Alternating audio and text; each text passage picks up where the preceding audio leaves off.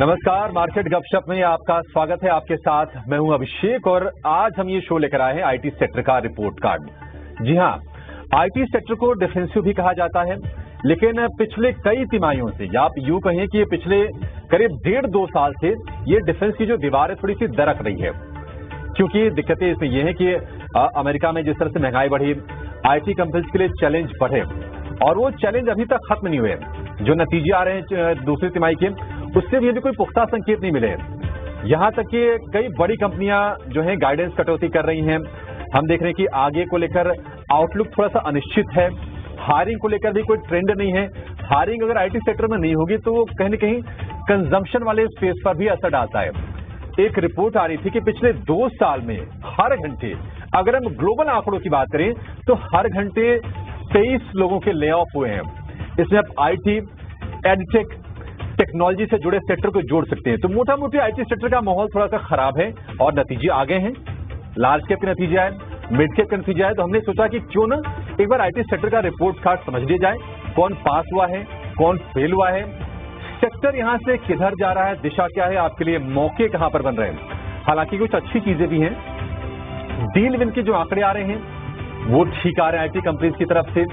अगर हम attrition level की बात करें, जो पहले जो रफ्तार थी, एट्रिशन यानी कि जो कंपनियां लोग छोड़ते हैं उनकी जो रफ्तार थी वो थोड़ी सी कम हुई है। ये चीज पॉजिटिव हुई है। लेकिन कई कंपनियों में हायरिंग फ्रीज है, हायरिंग नहीं हो रही है। हायरिंग नहीं होने का सीधा सा मतलब है कि आगे कंपनियों को ग्रोथ को लेकर, कारोबार को लेकर विजिबिलिटी नहीं दिख रही है और अभी भी आशंकाएं बरकरार है। तो आईटी सेक्टर का रिपोर्ट कार्ड मार्केट गपशप में आज ये खास टॉपिक आपके लिए, ताकि आईटी सेक्टर में जो तमाम शेयर हैं, टीसीएस, इन्फोसिस, एचसीएल, विप्रो, नतीजे बहुत उत्साहजनक नहीं आए। हमने निराशा ही देखी ज्यादातर शेयरों में। मिड कैप में कुछ कहानी थोड़ी सी अलग रही। हमने एलटीआई मेंट्री के नतीजे थोड़े से अच्छे देखे, शेयर इस पर रिएक्ट भी कर रहा था। लेकिन आज पूरा का पूरा हम समरी निकालेंगे शो में और आपके लिए बेहतरीन शेयर भी जानेंगे। और अगर आपके पास आईटी बास्केट का कोई भी शेयर है तो एक एक करके सभी शेयरों पर राय मिलेगी। यह हमारा आपसे वादा है और अपने एक्सपर्ट को इस शो में हम जरूर जोड़ेंगे। आज आपकी मदद करने के लिए हमारे साथ हैं हमारे सहयोगी शरद दुबे और खास मेहमान एक्सिस सिक्योरिटीज के ओमकार टकसाले, जो कि आईटी सेक्टर में बहुत बारीकी समझते हैं। हर एक गुणा गणित, दांव पेच, आईटी में क्या चल रहा है, कौन से आंकड़े अहम हैं, आपके काम की कंपनी कौन सी है, कहां पर अच्छी ग्रोथ होगी, ये सारे आंकड़े उनके पास हैंडी मौजूद रहते हैं। और आज हमारी वो मदद करें ओमकार कि आपकी आईटी में पोजीशन किस तरह से होनी चाहिए। लेकिन एक बार ना समरी समझ लेते हैं कि अभी तक के जो नतीजे आ चुके हैं, क्योंकि ऑलमोस्ट हम देख रहे हैं कि लार्ज कैप के सारे नतीजे आ गए, मिड कैप के भी ज्यादातर नतीजे आ चुके हैं। शरद, शुरुआत आपसे करेंगे। आप ये बताइए कि इस सीजन में मेजर हाइलाइट्स क्या रहे अगर हम आईटी सेक्टर के रिजल्ट की बात करें तो। जी बिल्कुल अभिषेक, आपने जो है पूरी एक एग्जीक्यूटिव समरी पहले ही दे दी। लेकिन हाँ, हम थोड़ी स्टॉक स्पेसिफिक अगर बात करें, यहाँ पे देखेंगे कि जो बड़े दिग्गज प्लेयर्स हैं उनकी जो सीसी ग्रोथ है, परफॉर्मेंस तो अच्छी देखने मिली थी।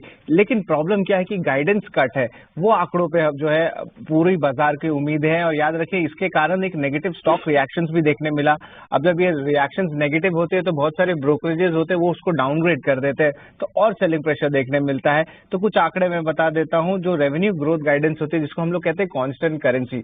अब ये कांस्टेंट करेंसी ग्रोथ गाइडेंस जो होती है, ऑफकोर्स डॉलर एडजस्टेड रहता है। यहाँ पे देखिए इन्फोसिस का जो है पहले था 1 से 3.5% का था ग्रोथ का, अब जो है वो घट के 1 से 2.5% हो गया है। वही अब बात करें एचसीएल टेक की तो 6 से 8% का ग्रोथ का अनुमान था, अब वो घट के हो चुका है 5 से 6।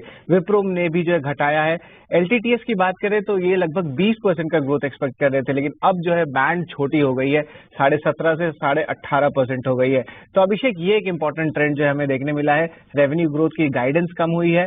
और इम्पोर्टेंट बात ये भी बता दूं कि जो आने वाले जो महीने आने वाले जो थर्ड क्वार्टर जनरली जो आईटी क्वार्टर का होता है, वहाँ पे फर्लोज यानी कि जॉब कट्स देखने मिलते हैं। थोड़ी सी हॉलीडे सीजन रहती है तो वहाँ पे आईटी में जो लोग होते हैं, जॉब जो नंबर्स होते हैं उसमें भी कटौती देखने मिलती है। तो ये जो है फर्लॉज होती है, ये ग्लोबल फेनोमेनन होती है। जो इंडियन एस्पेक्ट की बात करें तो वहाँ पे जो है कंपनीज की स्टेटमेंट्स आ रही है कि हायरिंग जो है ज्यादा नहीं होगी। और विप्रो ने तो कहा भी कि इस साल जो है फ्रेशर्स की हायरिंग नहीं होने वाली है। तो ये 2 अहम ट्रिगर्स देखने मिल रहे हैं।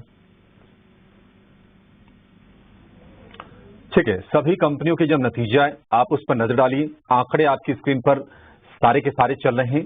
एलटीआई मेंट्री को अगर आप छोड़ दीजिए तो जो टॉप 4 जो कंपनीज हैं सब में हेड काउंट गिरा है, यानी कि कर्मचारियों की संख्या घटी है। जो कंपनियां पता चला कि तिमाही में कई बार 40-50 हजार की हायरिंग करती थी, ऐसे आंकड़े पहले आते थे, हम देख के सरप्राइज होते थे कि क्या स्केल है। करीब करीब 6 लाख संख्या एम्प्लॉयज की टीसीएस में है। इन्फोसिस की बात करें तो 3-3.5 लाख के आसपास की संख्या है एम्प्लॉयज की। तो तनाव तो है और ये तनाव दिख रहा है और गाइडेंस भी साफ भी हो गया है।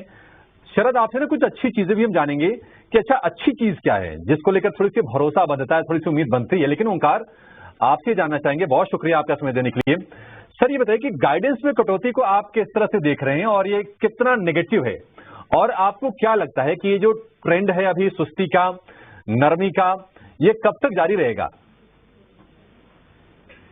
डेफिनेटली हम लोग अगर ये Q2 FY24 के अगर नतीजे देखें तो उसमें से 3 मेजर इंडिकेटर्स है जो नेगेटिव साइड इंडिकेट करते हैं और 3 पॉजिटिव है जो आगे जाके देख सकते हैं। फर्स्ट चीज जो नेगेटिव है, जो कि रेवेन्यू ग्रोथ मोमेंटम जो रहता था पहले क्वार्टर्स में या फिर पहले वाले समय में, वो अभी नहीं रह रहा है। डेफिनेटली डिमांड में बहुत ज्यादा अनसर्टनिटी है, ये इंडिकेट कर रहा है वो आगे जाके एंड अप नहीं हो रही। The worst is not yet over, ऐसा ये डिनोट कर सकता है। Secondly, companies are growing on hiring side, जो कि इंडिकेट करता है एक चीज को कि आगे जाके तुरंत डिमांड सिनेरियो में बढ़ोतरी नहीं आने वाली है।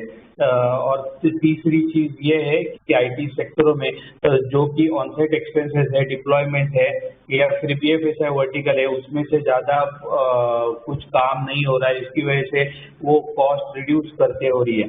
ये जो चीजें हैं ये हमें इंडिकेट डेफिनेटली ये करती है कि डिमांड सिनेरियो डेफिनेटली अभी तक जो भी हमने सोचा था वो इतना ज्यादा पिकअप नहीं हो रहा है, वो उसको थोड़ा और समय लग सकता है। आज पॉवेल ने भी बोला है फेडरल रिजर्व के कि inflation rates are not controlling up, तो उसको जो अनसर्टनिटीज है वो अनसर्टनिटीज अभी भी कुछ क्वार्टर्स के एटलीस्ट 2 क्वार्टर्स में थोड़ा सा रह सकती है।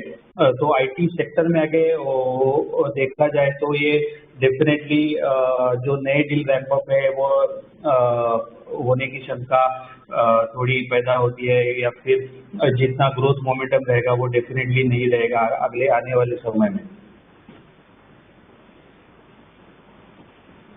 ओंकार, बिल्कुल आप सही कह रहे हैं और पावेल साहब का जो स्पीच है ना काफी हद तक साफ भी हो गया है कि अच्छा वहां पर अमेरिकी इकोनॉमी की स्थिति क्या है और वहां के सेंट्रल बैंकर की सोच क्या है। हालांकि भारतीय कंपनियां जिनकी की टोटल आय में से अगर यूरोप और अमेरिका को जोड़ दें तो ज्यादातर कंपनीज की स्थिति यह है कि 70 से 80% रेवेन्यू वहीं से आती है। आपसे ये जानना चाहेंगे, कुछ चूंकि डिमांड पिक कर नहीं रही वहां पर, महंगाई की चिंता भी बरकरार है और फेड का ये कहना है कि जब तक 2% के आसपास आ नहीं जाता ना तब तक हमारा कमिटमेंट बना रहेगा इसको नीचे लाने को लेकर। और उनका ये भी कहना है कि दरें तो अभी ऊपरी स्तर पर है ही नहीं, दरों को लेकर भी कोई चिंता नहीं, ऐसा नहीं कि बहुत ऊंची चली गई हैं। ये थोड़ी सी चिंताजनक है और इसका असर हम बाजारों पर भी देख रहे हैं। आप ये बताइए कि चूंकि ज्यादातर आईटी कंपनीज मार्जिन में कंप्रेशन, कॉन्ट्रैक्शन झेल रही थी, तो आपको लगता है कि ये मार्जिन वाले पिक्चर में भी कोई खास चेंज नहीं होने वाला है अगले 2-3 तिमाहियों तक? नहीं, मार्जिन में एक्चुअली चेंज आने को शुरू हुआ है, क्योंकि आप देखा जाए तो उसका जो मेन ऑपरेटिंग कॉस्ट रहता है वो एम्प्लॉय कॉस्ट रहता है। इसके कुछ कारण हैं जो मैं पॉजिटिव में बताना भूल गया था पहले वाले क्वेश्चंस में, लेकिन ये पॉजिटिव है कि मार्जिन एक्सपेंशन होगा क्योंकि companies are going slow on hiring side. तो उसका इम्पैक्ट ये होता है कि उसका ऑपरेटिंग कॉस्ट जो है वो घट जाता है।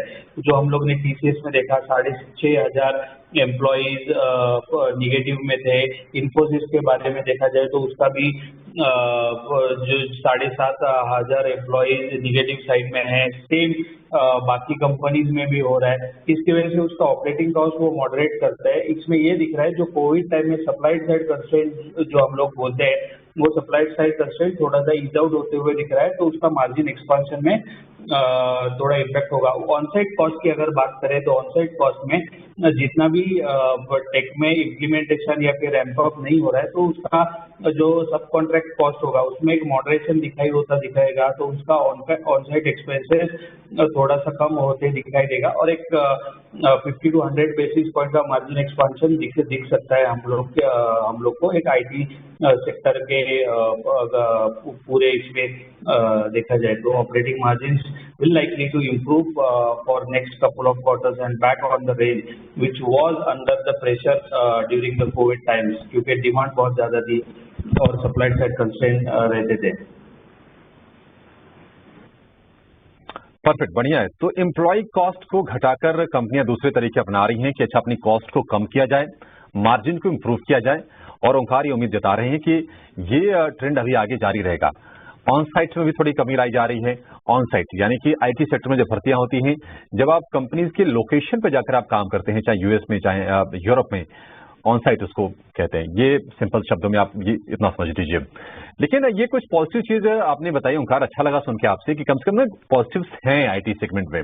शेयर के चाल को देखिए हालांकि वो अंदाजा नहीं लगता है।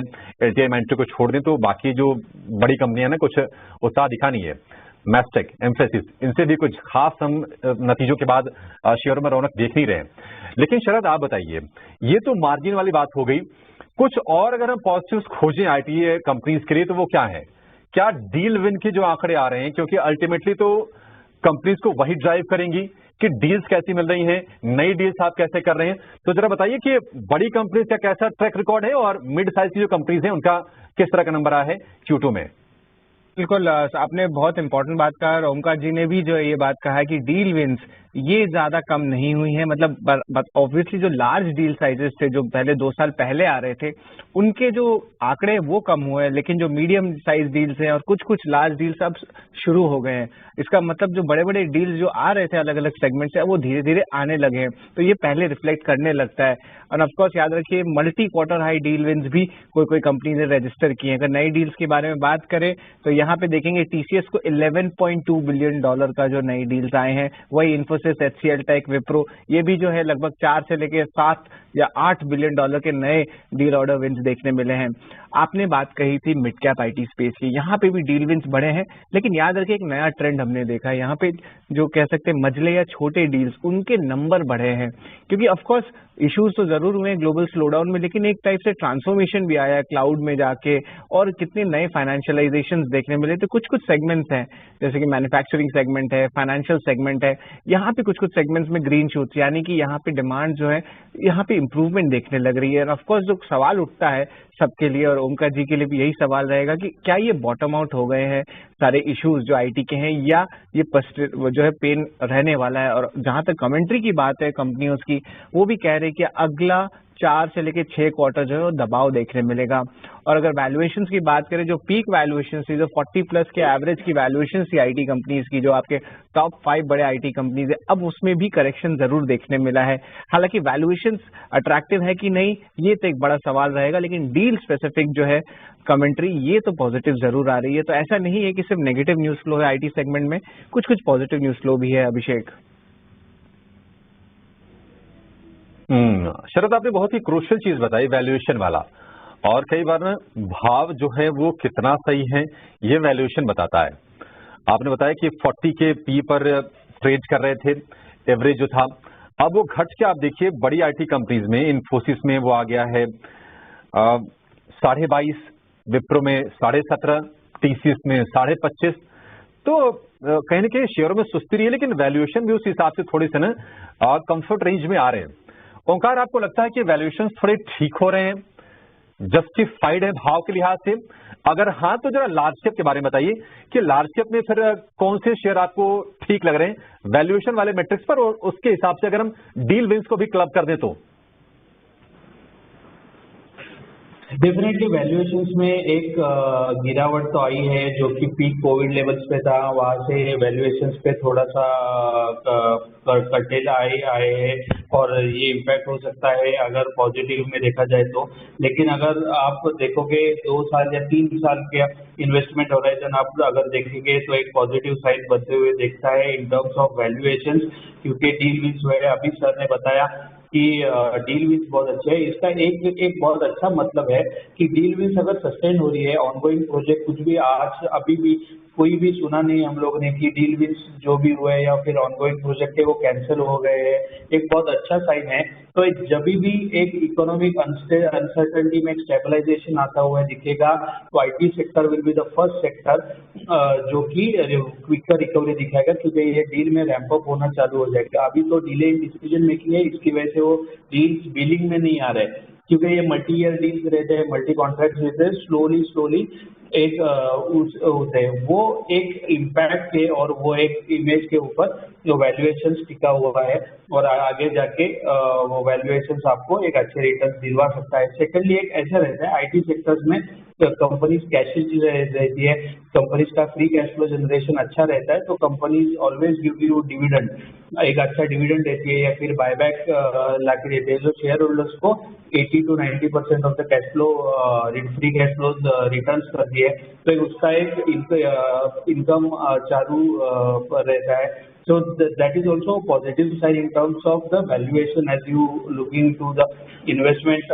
अगर आप 2 साल या 3 साल के एक लॉन्ग टर्म पर्सपेक्टिव पे अगर देखा जाए तो मेरा ऐसा मानना है कि और एक्सिस सिक्योरिटीज ये सोचता है कि अगर ट्रेडिशनल आईटी सर्विसेज को अगर देखा जाए तो उसके कंपैरिजन में ER&D सर्विसेज जो कंपनीज है, साइंट है, LTTS है, KPIT है, टाटा एलेक्सी हालांकि थोड़ा एक्सपेंसिव है, लेकिन ये बाकी परसिस्टेंट सिस्टम्स है, तो ये जो कंपनीज है वो एक अच्छे रेवेन्यू ग्रोथ मोमेंटम कर रही है, उसका यूरोपियन डिपेंडेंस ज़्यादा है और ER&D स्पेस में आप कटौती नहीं दिख रही है, और उसके जो डील्स है वो रैंप अप हो रहे हैं, उसके मैनेजमेंट बोल रही है कि वो पेनिट्रेशन अच्छा हो रहा है, even for that matter of the HCL tech जो कि ये क्वार्टर में 5.4% Q-on-Q ग्रोथ दिखा है। तो सो एक ये अगर वर्टिकल्स में अगर आप देखा जाए तो एक पॉजिटिव अर्निंग मेकिंग या फिर पॉजिटिव इन्वेस्टमेंट आप देख सकते हैं एक अच्छे होराइजन के लिए आने वाले 1-2 सालों में। अगर ब्लू चिप की हम लोग बात करें तो HCL टेक हमारा टॉप पिक है, उसके बाद इन्फोसिस, उसके बाद TCS है और टेक महिंद्रा और लास्ट में विप्रो है। विप्रो हम लोग सेल रेकमेंड कर रहे हैं, तो और one can avoid in the mid cap segment. हम लोग देख रहे हैं कि परसिस्टेंट सिस्टम, LTTS, ये कंपनी बहुत अच्छी है। मिड कैप की ना सुनिए, मिड कैप की हम थोड़ी बाद में बात कर लेंगे, अभी जरा लार्ज कैप फोकस कर लेते हैं। एक काम करते हैं, आपसे ना मैं फटाफट शेयर का नाम लूंगा और आप उस पर ना ठप्पा लगवा दीजिएगा कि आपकी रीडिंग क्या कहती है, आपके रिकमेंडेशन क्या है। आपने इन्फोसिस को बोला होल्ड, इन्फोसिस को हमने होल्ड कर दिया, विप्रो सेल है, TCS को भी क्या आप होल्ड करने की सलाह देंगे? TCS को डेफिनेटली मैं होल्ड सेल करूंगा, क्योंकि TCS एग्जीक्यूशन लेवल पे बहुत अच्छा कर रहा है, उसका क्लाइंट इंटरेक्शन एंगेजमेंट बहुत अच्छा है, चैलेंजिंग टाइप्स में वो ये साइज में बहुत अच्छा एग्जीक्यूशन डेमोन्स्ट्रेशन करे, सो डेफिनेटली मैं उसको होल्ड पे रखूंगा। और हाईएस्ट ROE है among IT sector, return on equity और मार्जिन। TCS होल्ड, TCS भी होल्ड, HCL टेक और LTI Mindtree, इस पर क्या व्यू है, क्या ये भी होल्ड है या फिर एग्जिट कर लें?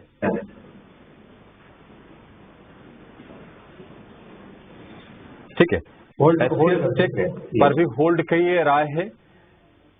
ठीक है, परफेक्ट सर, परफेक्ट। हमने बिल्कुल मुहर लगा के राय साफ साफ की, अगर आपके पास जो शेयर स्क्रीन पर आ रहे हैं इनमें अगर आपकी पोजीशन है, आपने इनमें निवेश करके आप बैठे हुए हैं, थोड़े से निराश हैं, मन में सवाल उठ रहे हैं कि अब क्या करना है, निकल जाएं, बने रहें और खरीद लें, ये बिल्कुल क्लियर कट आपको राय मिल जाएगी और पूरी रीजनिंग के साथ ओंकार आपके सामने रख रहे हैं और शरद इसमें आंकड़ों के माध्यम से मदद कर रहे हैं। तो Infosys, Wipro, TCS, HCL tech, LTI Mindtree, ये 5 लार्ज कैप के आपके सामने हम व्यू लेके आ गए हैं। एक छोटा सा ब्रेक लेंगे और ब्रेक के बाद एक क्विक रिव्यू हम करेंगे मिड कैप IT शेयरों का। हालांकि साइज के लिहाज से भी बहुत बड़े हो चुके हैं, आपके पास होंगे भी एकदम सटीक राय एक छोटे से ब्रेक के बाद।